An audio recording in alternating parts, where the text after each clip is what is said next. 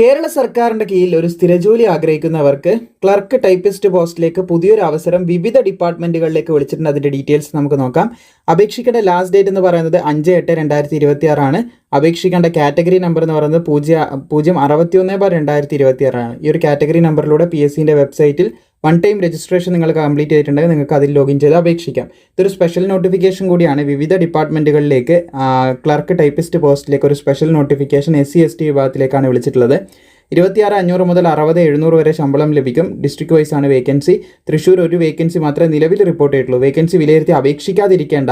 യോഗ്യതയുണ്ട്, താല്പര്യമുണ്ട്, നിങ്ങൾ തീർച്ചയായിട്ടും അപേക്ഷിക്കുക. വേക്കൻസി കുറവാണ്, ആരും അപേക്ഷിക്കേണ്ടെന്നൊക്കെ ചിലപ്പോൾ കമൻറ്റ് വരാൻ ചാൻസ് ഉണ്ട്. ഫീസൊന്നുമില്ല. അതുകൊണ്ട് തന്നെ നിങ്ങൾക്ക് എന്ത് ചെയ്യുക, താല്പര്യം ഉണ്ടെങ്കിൽ നിങ്ങൾ തീർച്ചയായിട്ടും എന്ത് ചെയ്യുക, അപേക്ഷിക്കുക തന്നെ ചെയ്യുക. നല്ലൊരു അവസരം തന്നെയാണ്. യോഗ്യത ഉണ്ടെങ്കിൽ, താല്പര്യം ഉണ്ടെങ്കിൽ അപ്ലൈ ചെയ്യുക. ഡയറക്റ്റ് റിക്രൂട്ട്മെൻ്റ് ആണ്. എല്ലാവർക്കും അപേക്ഷിക്കാൻ സാധിക്കും. പക്ഷേ ഒരു സ്പെഷ്യൽ റിക്രൂട്ട്മെൻറ്റ് ആയതുകൊണ്ട് കേരളത്തിലുള്ള SC/ST ഉദ്യോഗാർത്ഥികൾക്ക് മാത്രമേ അപ്ലൈ ചെയ്യാൻ പറ്റത്തുള്ളൂ.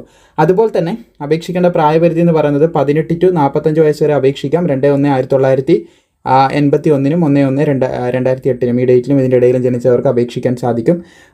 യോഗ്യത പറയുന്നത് 10ാം ക്ലാസ് വേണം. അതുപോലെ തന്നെ lower grade certificate type writing Malayalam KGTE or it's equivalent, അല്ലെങ്കിൽ അതിൻ്റെ കൂടെ തന്നെ പറയുന്നതാണ്, അല്ലെങ്കിൽ അല്ല അതിൻ്റെ കൂടെ lower grade certificate in type writing English KGTE and computer word processing or it's equivalent യോഗ്യത എന്തൊക്കെയാണെന്ന് ഇവിടെ കൊടുത്തിട്ടുണ്ട്. അപ്പോൾ 10ാം ക്ലാസ്സും ഈ പറഞ്ഞ യോഗ്യതയുമുള്ളവർക്ക് അപേക്ഷിക്കാനായിട്ട് സാധിക്കും. നിങ്ങളുടെ അറിവിൽ ഈ പറഞ്ഞ യോഗ്യത ഉണ്ടെങ്കിൽ അവരിലേക്ക് ഷെയർ ചെയ്യുക. വീഡിയോ ഇഷ്ടപ്പെട്ടാൽ ലൈക്ക് ചെയ്യാനും മറക്കേണ്ട.